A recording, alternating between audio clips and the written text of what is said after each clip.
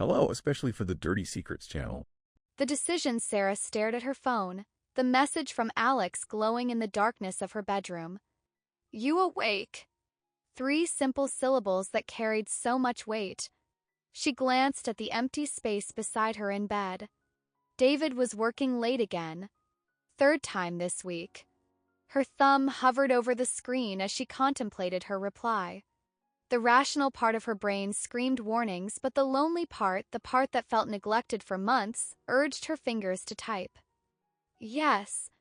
Can't sleep. Her heart raced as she waited for Alex's response. They'd been dancing around this for weeks, lingering glances at the office, inside jokes that only they understood, accidental touches that lasted a second too long. The phone vibrated. I can't stop thinking about you. Can we talk? Sarah knew what talk meant.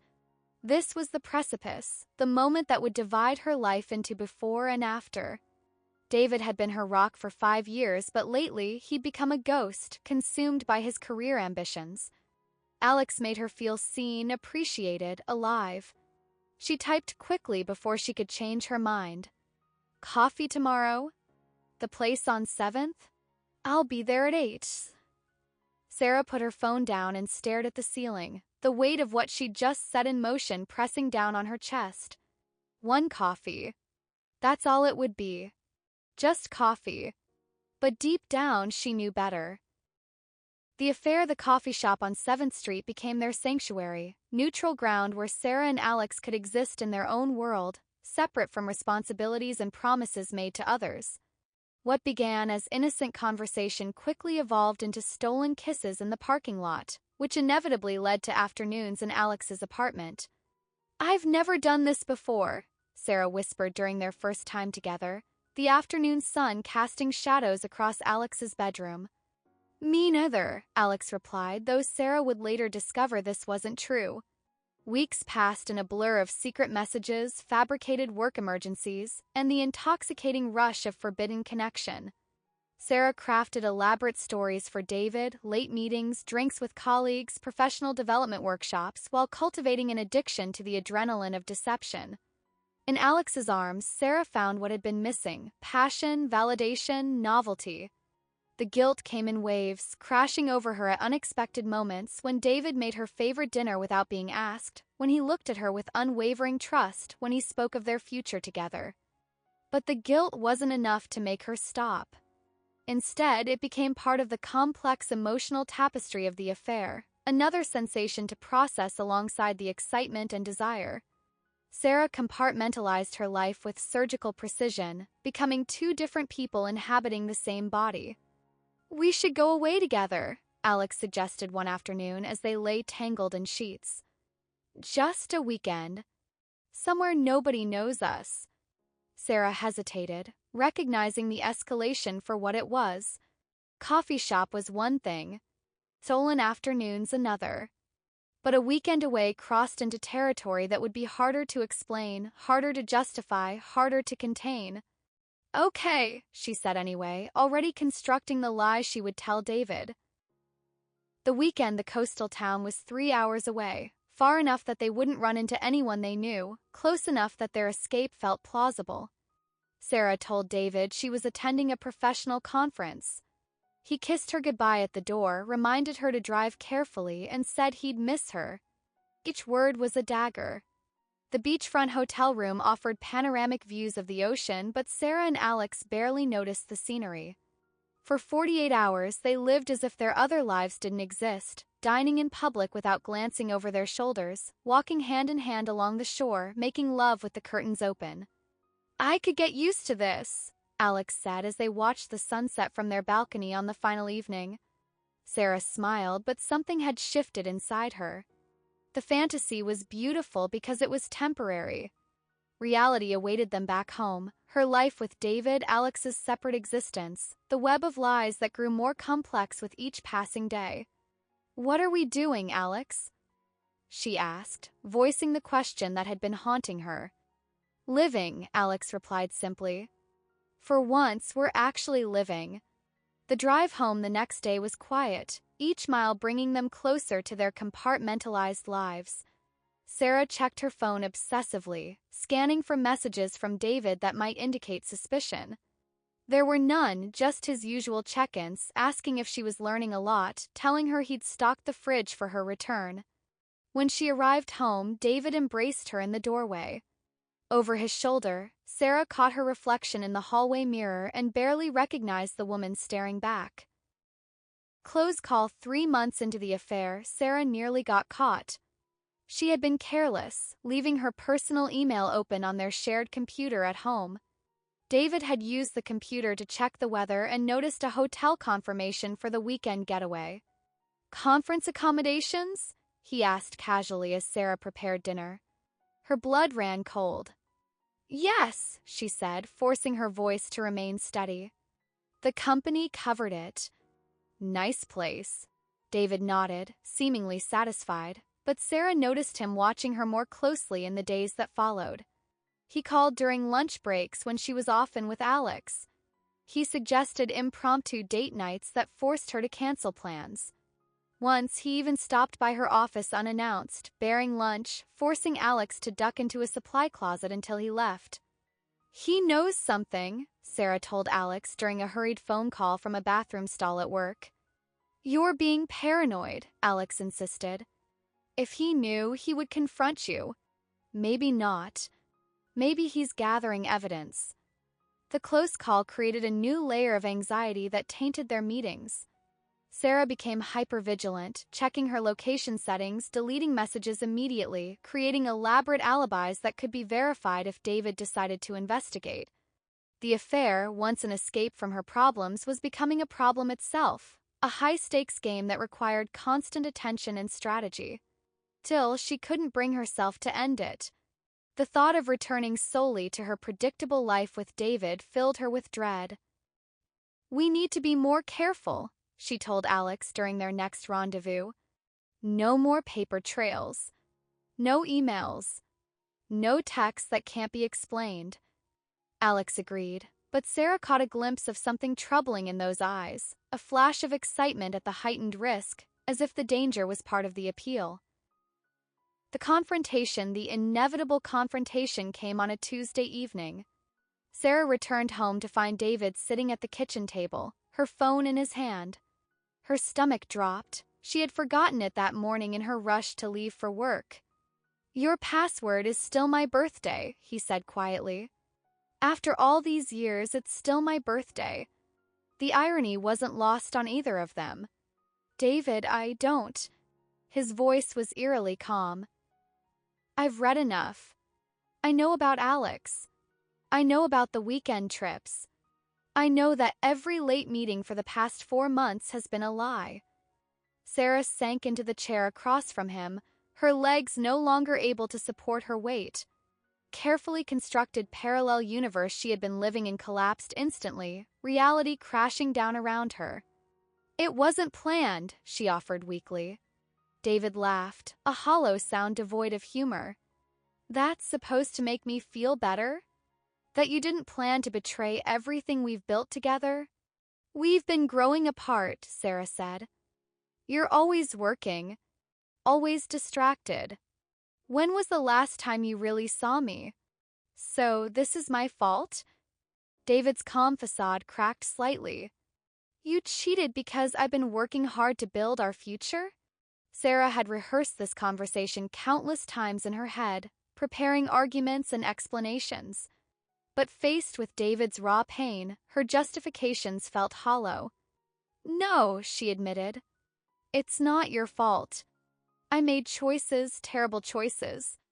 David stood up, placing her phone on the table between them like physical evidence at a crime scene.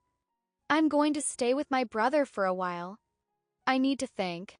As he packed a bag in silence, Sarah remained frozen at the kitchen table, the weight of consequences finally becoming real. This wasn't just about her feelings or needs anymore.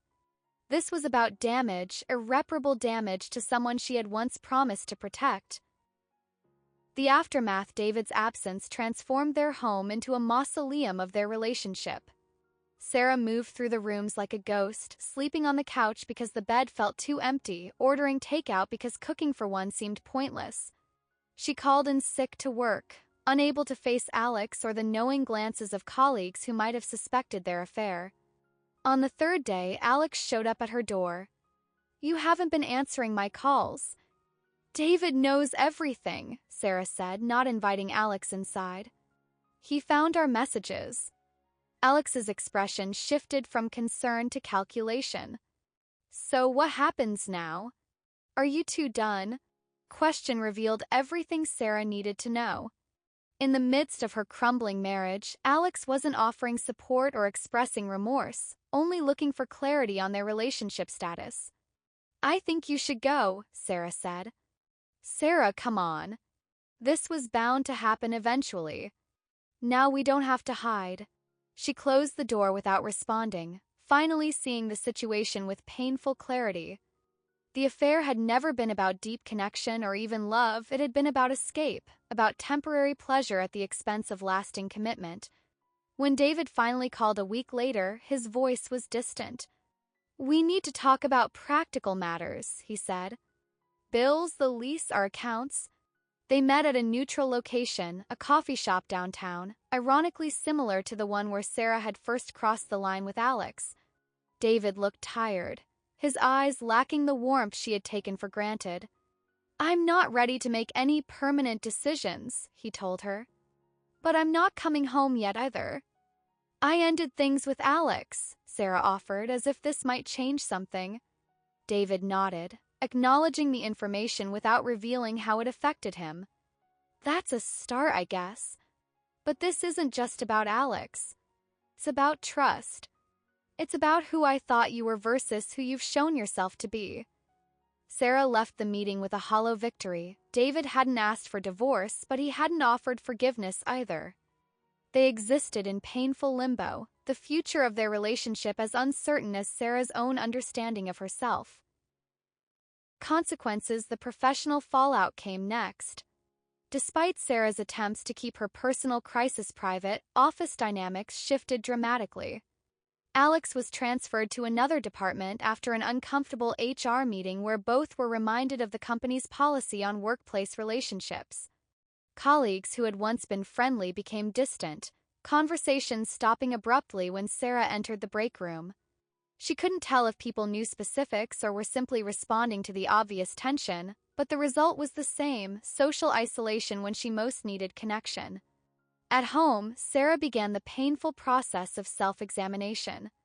Why had she risked everything for something so fleeting? The easy answer was to blame circumstances: David's emotional absence, work stress, a momentary weakness. But honesty required digging deeper, acknowledging her own capacity for selfishness, her willingness to hurt others to satisfy her own desires. She started seeing a therapist, a soft-spoken woman named Dr. Chen, who asked difficult questions without judgment. "What need were you trying to fulfill?"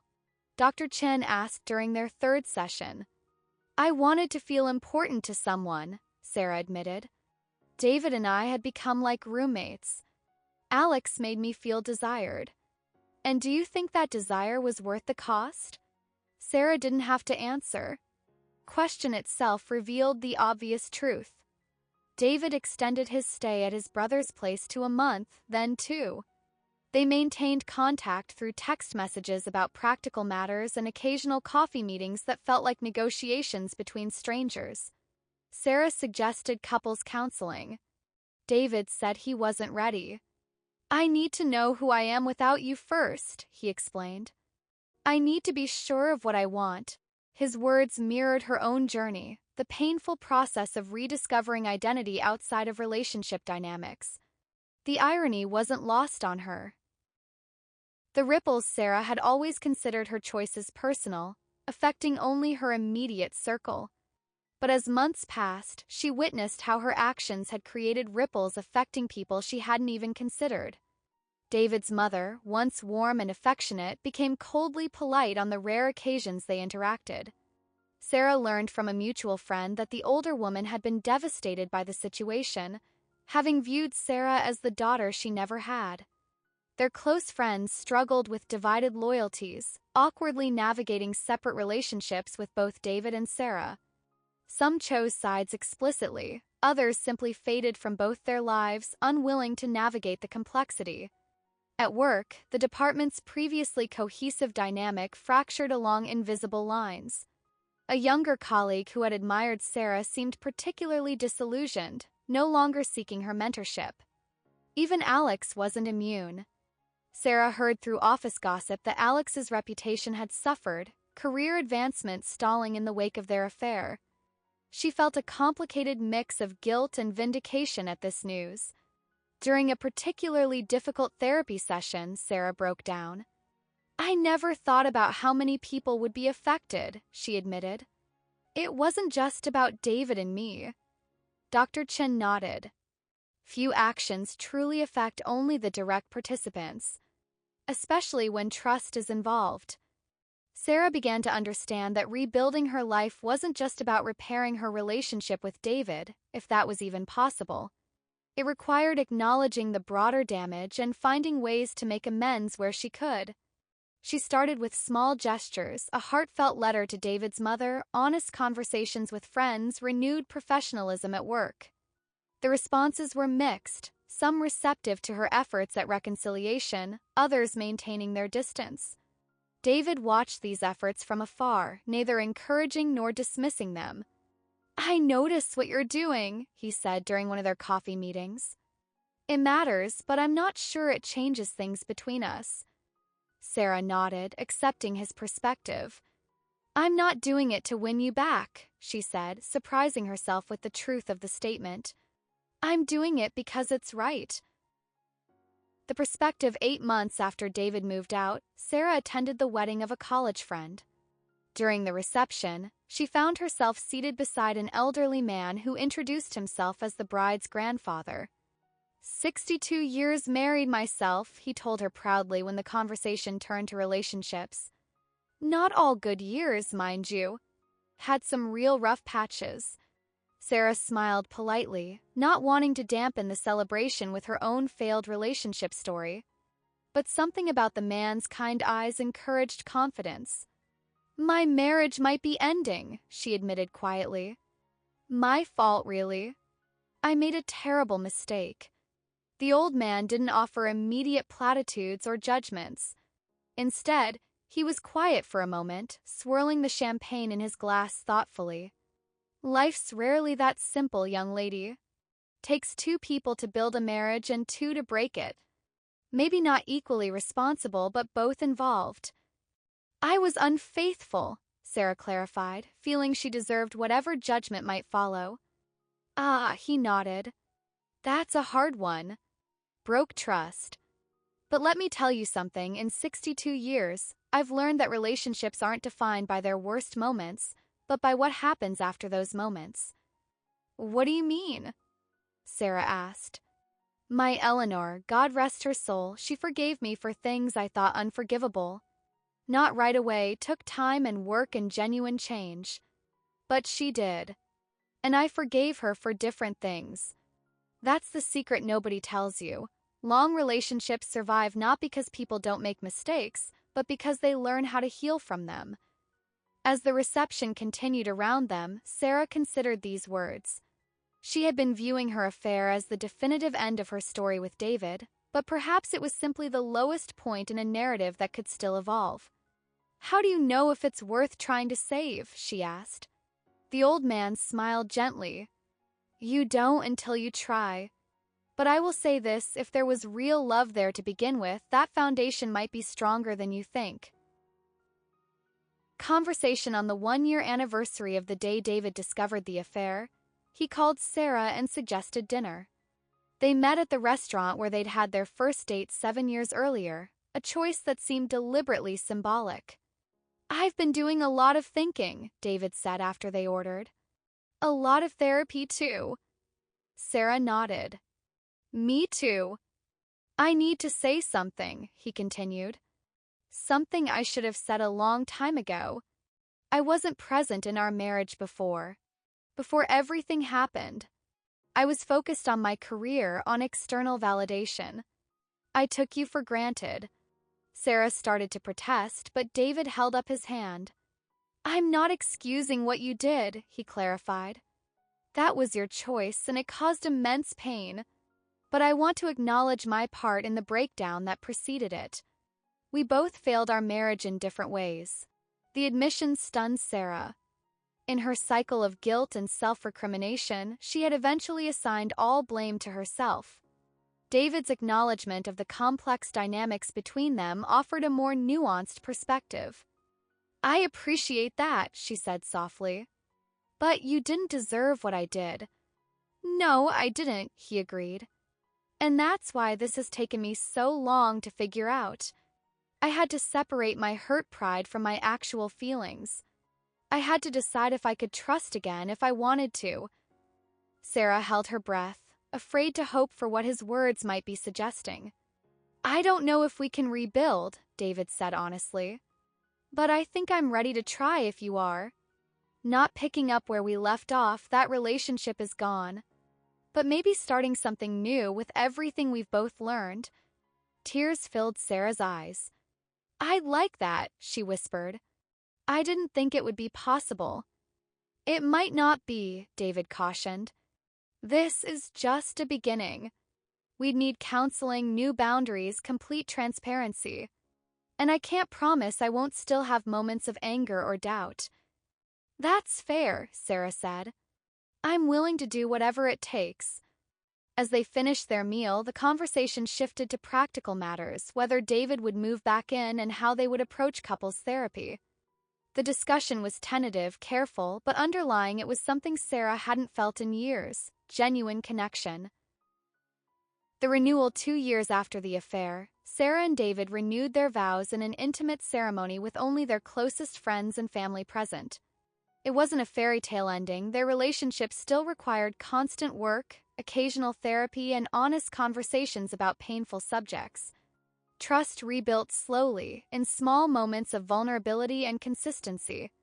Sarah had left her job, unable to completely escape the shadow of her choices there. Career change had been difficult but ultimately rewarding, forcing her to rediscover her professional identity separate from past mistakes. Alex had moved to another state, a fact that helped David's healing process. Sarah occasionally felt twinges of curiosity about her former lover but recognized them for what they were: echoes of a person she no longer was or wanted to be. As they exchanged new promises under a setting sun, Sarah reflected on the wisdom of the elderly man from the wedding. Relationships weren't defined by their worst moments but by what came after. She and David had chosen the difficult path of rebuilding rather than the simpler route of separation. Choice required daily recommitment, continuous growth, and the courage to face uncomfortable truths. "I promise to choose you," David said as part of his vows. "Not just today, but every day forward. To choose honesty even when it's difficult." "I promise to honor your trust," Sarah responded. "To remember that love is not just feeling but action. To build something stronger from what was broken." At the small reception afterward, David's mother approached Sarah privately. Their relationship had thawed gradually over the past year, moving from polite distance to cautious warmth.